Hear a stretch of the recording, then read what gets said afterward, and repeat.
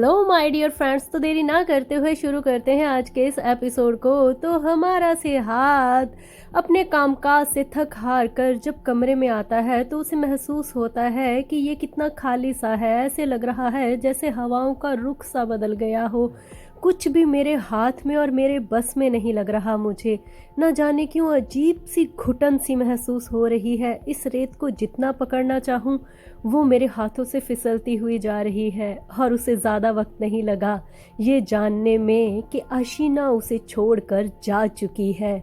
वो उसके बिस्तर पर खड़ा खामोश होकर उस बिस्तर को घूर रहा था जिस पे वो अच्छे से जानता था कि सिवाय पिल्लों के और कुछ भी नहीं है। पिछली बार की तरह फिर वही हादसा उसके जहन में जैसे एक बहुत बड़ा झटका सा लगा हो। उसका हाथ पैर और पूरा का पूरा जिस्म एकदम से फ्रोजन हो चुका था। उसका मन कर रहा था कि उसी वक्त वो उसे जाए पकड़े और उसे कैद कर ले और इस तरीके से कैद करे कि वो दोबारा भाग ना पाए। मगर फिर उसने सोचा कि इससे होगा भी क्या। मुझे उसे जाने देना चाहिए।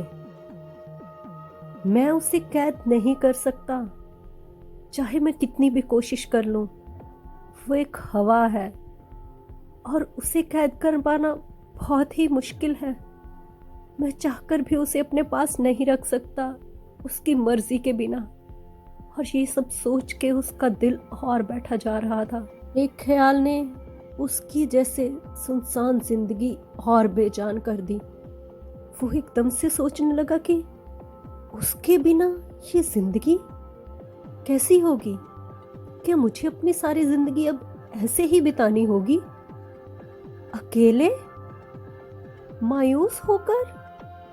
क्या कोई भी मेरे साथ नहीं होगा? और ये खेल शायद तब तक चलेगा जब मेरे बच्चे बड़े हो जाएंगे और वो एक दूसरे का कत्ल कर देंगे। मेरी आंखों के सामने ये सारा मंजर होगा जब मैं सत्ता को तहस नहस होते हुए देखूंगा।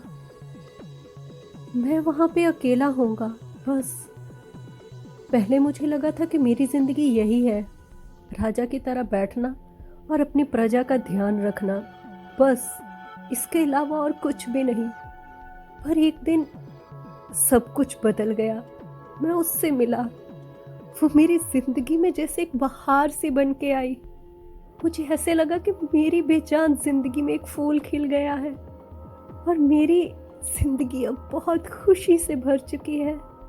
उसका वो एहसास, उसके वो करीब आना, वो सब मुझे जिंदा होने का एहसास दिला रहा था। मुझे लगा था कि मैं तुम्हें जिंदगी भर कैद करके रखूंगा तब तक जब तक तुम सच नहीं बता देती।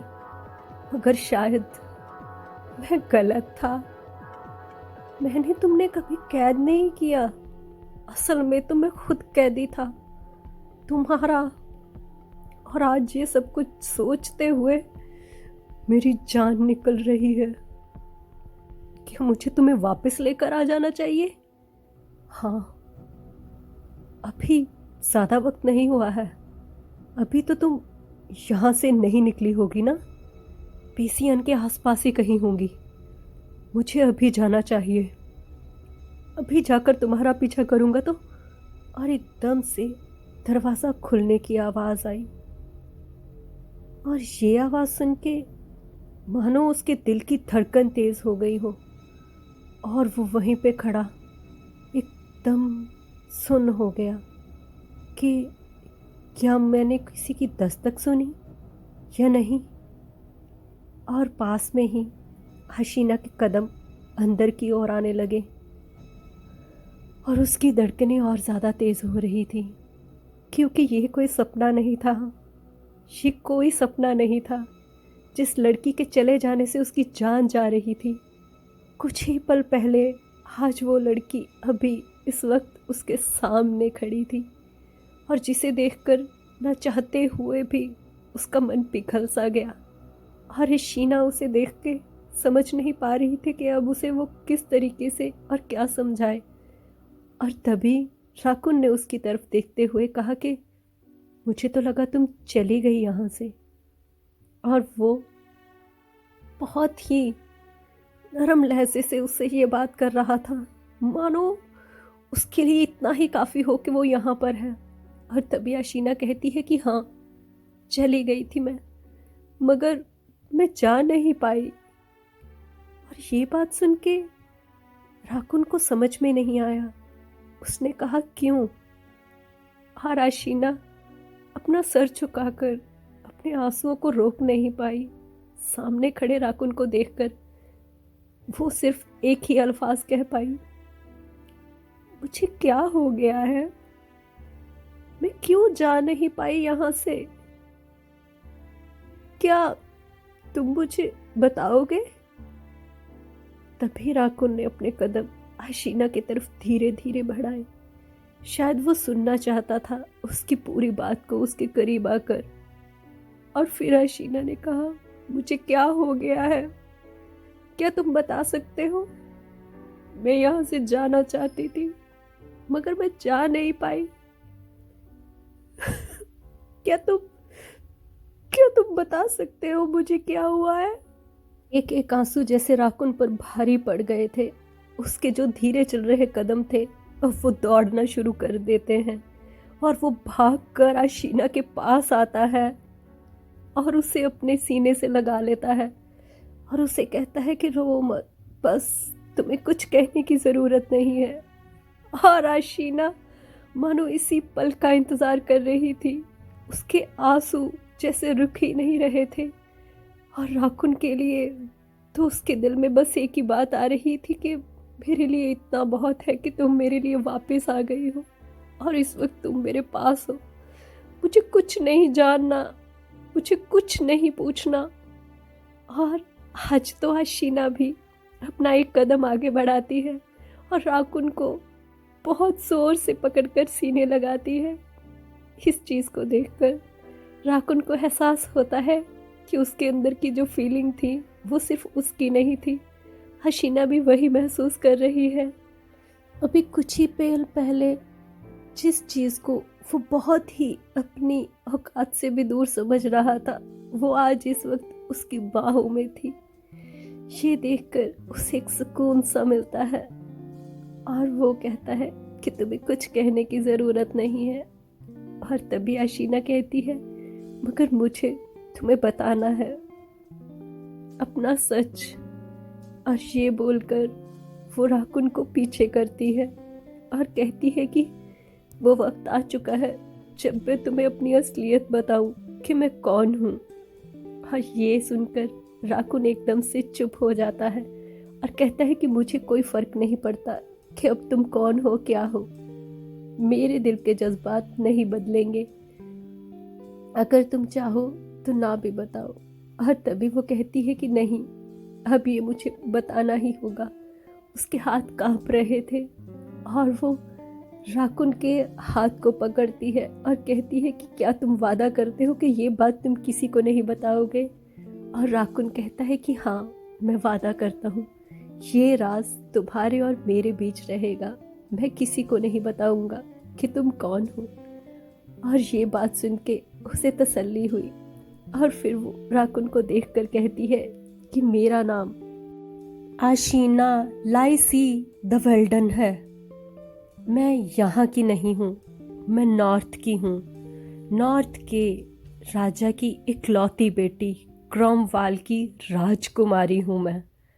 और ये बात किसी बड़े रात से कम नहीं थी राकुन के लिए। वो रात का सन्नाटा अब काफ़ी शांत हो चुका था और इधर दूसरी तरफ हम देखते हैं कि करीम आता है दूतों के पास और वो आकर उनसे मिलकर कहता है कि माफ़ कीजिएगा, हमें यहाँ आने में वक्त लगा, इसलिए आपको थोड़ी सी परेशानी झेलनी पड़ी। और ये बात सुन के यान को ज़्यादा खुश नहीं होता और वो कहता है कि क्या सच में आपको थोड़ी देर लगी? हाँ, क्या आप समझ सकते हैं कि हमने यहाँ पर क्या क्या झेला है? और ये बात सुन के करीम को अपनी गलती का एहसास होता है कि वो लोग इन दूतों का ध्यान अच्छे से नहीं रख पाए। और उसने कहा कि मैं समझ सकता हूँ, पर ज़्यादा देर इसलिए लग गई कि बस आप सबको सुख शांति से वापस महल ले जाया जाए। और तभी वो कहते हैं कि बाकी दूध कहाँ है, और वो कहता है कि बाकी दूध भी बहुत जल्द आ रहे हैं। ये सुन के उसका गार्ड कहता है क्या बात है, वो लोग बच गए। अरे यार ये तो बहुत बड़ी बात है। और तभी एन कहता है कि हम लोग अब महल में कब एंटर करने वाले हैं। और फिर करीम बताता है कि 2 दिन लगेंगे, इतना वक्त आपको हमें देना होगा। और ये बात सुन के वो कहता है 2 दिन कुछ ज़्यादा नहीं हो जाएंगे, चलो फिर भी इंतज़ार करते हैं। इधर हम दूसरी तरफ देखते हैं कि एक बहुत ही खूबसूरत रात के बाद एक सवेरा होता है, जब हमारी आशीना अपनी पूरी नींद भरी आंखों को खोलती है और इधर उधर देखने लगती है कि वो कहाँ पर है। और तभी वो देखती है कि उसके बिस्तर पर अब इस वक्त बेही मौजूद नहीं है, और वो सोचने लगती है कि ये क्या चला गया इतनी जल्दी।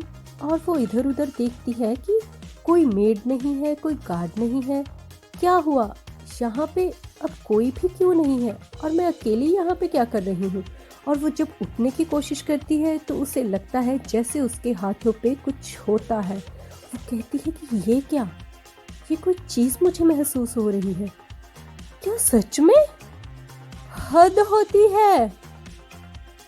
और इसके साथ ही ये सीन सही पे समाप्त होता है और हम अगले सीन में चलते हैं। यहाँ पर नासिर आता है सिहाद के पास और उससे आकर बात करता है कि अगर आप चाहे तो मैं कुछ दूतों को भेजूं क्रॉमवाल की ओर और नॉर्थ की ओर, पता करने के लिए कि आशीना की मेन आइडेंटिटी क्या है। अगर आप चाहे तो मैं आपकी मदद इस सब चीज़ों में कर सकता हूँ। हाँ, तभी सिहाद ये सारी बातें सुनकर कहता है कि नहीं, इसकी ज़रूरत नहीं है। फिर वो एकदम से शांत हो जाता है, क्योंकि वो अब नासिर को एक्सप्लेन नहीं कर सकता कि वो अब ये सब क्यों नहीं जानना चाहता। मगर नासिर फिर उसे देखकर कहता है कि मगर फिर भी आप क्या जानना नहीं चाहेंगे उसकी असलियत। और तभी राकुन बैठा बैठा सोचता है कि अभी वो कौन है, मुझे कोई फर्क नहीं पड़ता।